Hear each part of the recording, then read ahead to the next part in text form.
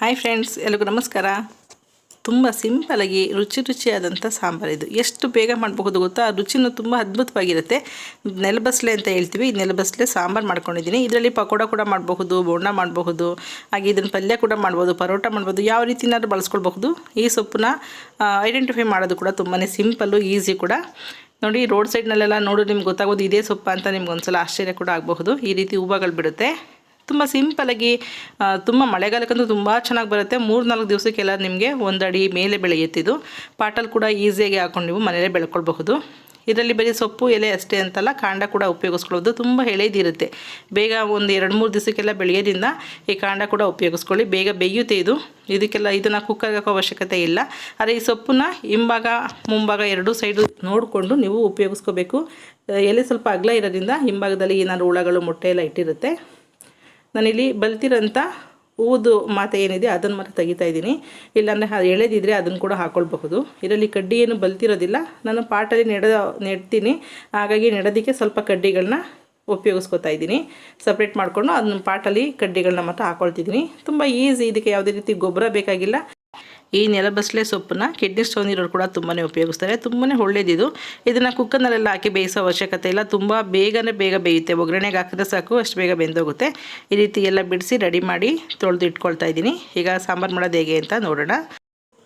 ಈ ಸೊಪ್ಪನ್ನ ಒಗ್ಗರಣೆಯಲ್ಲಿ ಬೇಯಿಸ್ಕೊಳ್ಳೋದ್ರಿಂದ ಚೆನ್ನಾಗಿ ತೊಳೆದು ನಂತರ ಸಣ್ಣದಾಗಿ ಹೆಚ್ಕೋಬೇಕಾಗುತ್ತೆ. ನಾನಿಲ್ಲಿ ಮೊದಲೇ ಬೇಳೆ ಮತ್ತು 1 ಟೊಮೊಟೊನ ಹಾಕ್ಕೊಂಡು ಕೂಗಿಸಿ ಇಟ್ಕೊಂಡಿದ್ದೀನಿ. 1 ವಿಸಲ್ ಅಥವಾ 2 ವಿಸಲ್. ಬೇಳೆ ನುಣ್ಣಗೆ ಬೇಯಬೇಕು.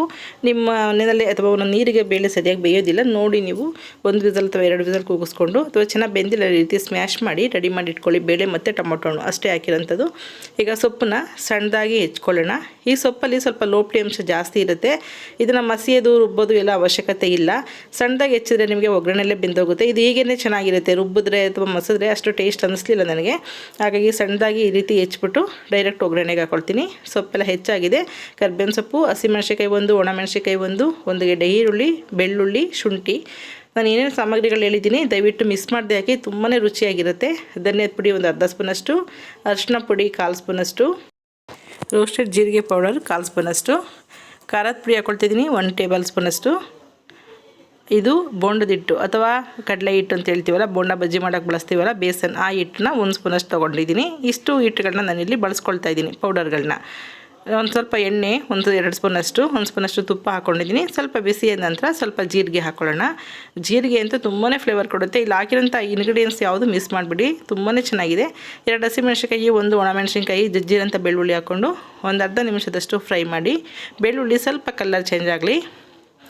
ಹಾಗೆ ಶುಂಠಿ ತುರಿ, ಕರ್ಬೇವಿನ ಸೊಪ್ಪು, ಹಾಗೆ 1 ಗೆಡ್ಡೆ ಹೆಚ್ಚಿರೋಂಥ ಈರುಳ್ಳಿ, ಇಷ್ಟನ್ನು ಹಾಕ್ಕೊಂಡು ಸ್ವಲ್ಪ ಎಣ್ಣೆಯಲ್ಲಿ 1-1.5 ನಿಮಿಷದಷ್ಟು ಬಾಡಿಸ್ಕೊಳ್ಳಿ ಮೀಡಿಯಮ್ ಫ್ಲೇಮ್ನಲ್ಲಿ. ನಂತರ ತೊಳೆದು ಹೆಚ್ಚಿರೋಂಥ ನೆಲಬಸಲೆ ಸೊಪ್ಪಿದೆಯಲ್ಲ ಅದನ್ನು ಹಾಕ್ಕೊಂಡು ಅದನ್ನು ಕೂಡ ಚೆನ್ನಾಗಿ ಮಿಕ್ಸ್ ಮಾಡ್ಕೊಳ್ಳಿ. ಈ ಸೊಪ್ಪು ಸ್ವಲ್ಪ ಫ್ರೈ ಆಗ್ತಾನೆ ಕ್ವಾಂಟಿಟಿ ಕಡಿಮೆ ಆಗುತ್ತೆ. ಸ್ವಲ್ಪ ಮುಚ್ಚಿಟ್ಟು ಫ್ರೈ ಮಾಡ್ಕೊಳ್ಬೋದು. ತಳ ಹಿಡಿಯೋ ಚಾನ್ಸ್ ಇಲ್ಲ, ಇದು ನೀರು ಬಿಟ್ಕೊಳ್ಳುತ್ತೆ. ಹಾಗಾಗಿ ಆದರೆ ಮೊದಲೇ ಉಪ್ಪೆಲ್ಲ ಹಾಕೋದು ಬೇಡ ನಾವು. ಸೊಪ್ಪು ಸ್ವಲ್ಪ ಎಣ್ಣೆಲಿ ಬಾಡಿದ್ರೆ ಟೇಸ್ಟ್ ತುಂಬಾ ಚೆನ್ನಾಗಿರುತ್ತೆ. ಆವಾಗವಾಗ ಮಧ್ಯದಲ್ಲಿ ಕೈ ಆಡಿಸ್ಕೊಂಡು ಈ ರೀತಿ ಬಾಡಿಸ್ಕೊಳ್ಳಿ. ನೀವು ಟೊಮೊಟೊ ಕೂಡ ಬೇಕಾದ್ರೆ ಇದಕ್ಕೆ ಹೆಚ್ಚಾಕಬಹುದು. 1-2-3 ನಿಮಿಷದಷ್ಟು ಸೊಪ್ಪನ್ನ ಬಾಡಿಸ್ಕೊಂಡು ನಂತರ ನಾವೇನು ಮಸಾಲೆ ಸಾಮಗ್ರಿಗಳು ತೊಗೊಂಡಿದ್ವಿ, ಕಡಲೆ ಹಿಟ್ಟೆಲ್ಲ ಸೇರಿಸಿ ಎಲ್ಲನೂ ಹಾಕ್ಕೊಂಡು ಸ್ವಲ್ಪ ಮಿಕ್ಸ್ ಮಾಡ್ಕೋಬೇಕಾಗುತ್ತೆ. ಸೊಪ್ಪು ಕೂಡ ಚೆನ್ನಾಗಿ ಬಾಡಿದೆ, ನೀರು ಜಾಸ್ತಿ ಬಿಟ್ಕೊಂಡಿಲ್ಲ ಅದು. ಪುಡಿಗಳೆಲ್ಲ ಹಾಕಿದ್ಮೇಲೆ 1 ನಿಮಿಷದಷ್ಟು ಮಿಕ್ಸ್ ಮಾಡಿ ನಂತರ ನಾವು ಬೇಳೆ ಟೊಮೊಟೊ ಬೇಯಿಸಿದ್ದೀವಲ್ಲ ಅದನ್ನು ಹಾಕ್ಕೊಳ್ಳೋಣ. ನಿಮಗೆ ಸಾಂಬಾರು ಎಷ್ಟು ಕ್ವಾಂಟಿಟಿ ಬೇಕಾಗುತ್ತೆ, ಯಾವ ರೀತಿ ಅದರಲ್ಲಿ ಬೇಕು ನೋಡ್ಕೊಂಡು ನೀವು ನೀರನ್ನ ಹೆಚ್ಚಿಸ್ಕೊಳ್ಬಹುದು. ನೀವು ರೊಟ್ಟಿ ಚಪಾತಿ ಮಾಡಿದ್ರೆ ಇನ್ನು ಸ್ವಲ್ಪ ಗಟ್ಟಿ ಇದ್ದರೆ ನಡೆಯುತ್ತೆ. ಮುದ್ದೆ ಮತ್ತು ಅನ್ನಕ್ಕಾದ್ರೆ ಸ್ವಲ್ಪ ತೆಳುವಾಗಿದ್ದರೆ ನಡೆಯುತ್ತೆ. ನಾನು ಇದನ್ನು ಮುದ್ದೆ ಮತ್ತು ಅನ್ನ ಜೊತೆಗೆ ಸರ್ವ್ ಮಾಡ್ತಾರಿಂದ ಸ್ವಲ್ಪ ಮೀಡಿಯಮಾಗಿ ಮಾಡ್ಕೊಳ್ತಾ ಇದ್ದೀನಿ. ಉಪ್ಪು ಹಾಕ್ಬಿಟ್ಟು ಮುಚ್ಚಿಟ್ಟು ಚೆನ್ನಾಗಿ ಕುದಿಸ್ಕೊಂಡ್ರೆ ಸಾಂಬಾರು ರೆಡಿ ಆಗೋಯ್ತು. ತುಂಬಾ ಟೇಸ್ಟಾಗಿದೆ ಫ್ರೆಂಡ್ಸ್. ಒಂದು ಸಲ ತಿಂದು ನೋಡಿ, ನಿಜವಾಗ್ಲೂ ಈ ಸೊಪ್ಪನ್ನ ಸಿಕ್ಕರೆ ಮತ್ತೆ ಬಿಡೋದೇ ಇಲ್ಲ. ನೀವು ಪಾಟಲ್ಲಾದರೂ ಹಾಕ್ಕೊಂಡು ಬೆಳೆಸ್ಕೊತೀರಾ. ಅಷ್ಟೊಂದು ಈಸಿಯಾಗಿ ತುಂಬ ರುಚಿಯಾಗಿ ಸಾಂಬಾರು ಇರುತ್ತೆ. ಮಾಡೋದು ಕೂಡ ತುಂಬ ಸಿಂಪಲ್ ಅಲ್ವಾ. ಒಗ್ಗರಣೆಗೆ ಒಂದು ಹಾಕಿದ್ರೆ ಸಾಕು. ಬೇಳೆ ಬೇಯಿಸಿರೋ ನೀರಿದ್ದರೆ ಯಾವಾಗ ಬೇಕಾದ್ರೂ ನೀವು ಮಿಕ್ಸ್ ಮಾಡ್ಕೊಳ್ಬಹುದು. ನಾನು ಪಲ್ಯಗೆ ಬೇಳೆನೇ ಹಾಕಿಲ್ಲ, ಜಸ್ಟ್ ಹಾಗೆ ಪಲ್ಯ ಮಾಡಿದ್ದೀನಿ. ಆ ಪಲ್ಯ ಅಂತೂ ತುಂಬಾ ಅದ್ಭುತವಾಗಿತ್ತು ಟೇಸ್ಟು. ಅದನ್ನು ಕೂಡ ನೆಕ್ಸ್ಟ್ ವಿಡಿಯೋದಲ್ಲಿ ಅಪ್ಲೋಡ್ ಮಾಡ್ತೀನಿ. ನೋಡಿರಲ್ಲ ಎಷ್ಟು ಸಿಂಪಲಾಗಿ ಮಾಡಬಹುದು ಅಂತ. ಈ ನೆಲಬಸಳೆ ಸೊಪ್ಪು ಏನಿದೆ ಇದು ಹಬ್ಬದಿಲ್ಲ. ನಮ್ಮ ಮಾಮೂಲಿ ಬಸಳೆ ಸೊಪ್ಪು ಏನಿದೆಯಲ್ಲ ಅದಕ್ಕೆ ಒಂದು ಕಡ್ಡಿ ಸಪೋರ್ಟ್ ಕೊಟ್ಬಿಟ್ರೆ ಬೇರೆ ಕಡೆ ಎಲ್ಲ ಅಂಬು ಥರ ಹಬ್ಕೊಂಡೋಗುತ್ತೆ. ಇದು ಹಬ್ಬದಿಲ್ಲ, ನೆಲದಲ್ಲೇ ಹರಡ್ಕೊಂಡು ಹೋಗುತ್ತೆ. ಹಾಗಾಗಿ ನೆಲದಲ್ಲೇ ಗುಂಪಾಗಿ ಬೆಳೆಯೋದ್ರಿಂದ ನೆಲಬಸಳೆ ಸೊಪ್ಪು ಅಂತ ಕರಿತೀವಿ ಇದನ್ನು. ತುಂಬಾ ಚೆನ್ನಾಗಿರುತ್ತೆ ಟೇಸ್ಟು. ನನ್ನ ಚಾನಲ್ಗೆ ಹೊಸಬ್ರಾಗಿರೋ ಸಬ್ಸ್ಕ್ರೈಬ್ ಮಾಡ್ಕೊಳ್ಳಿ. ಹಾಗೆ ವಿಡಿಯೋ ನೋಡಿದ್ದಕ್ಕೆ ಎಲ್ಲರಿಗೂ ಧನ್ಯವಾದಗಳು. ನಿಮ್ಮ ಅಭಿಪ್ರಾಯ ಏನಿದೆ ಕೇಳೋಣ ಕಮೆಂಟ್ ಮೂಲಕ ತಿಳಿಸೋದು ಮರಿಬೇಡಿ. Okay, bye, thank you.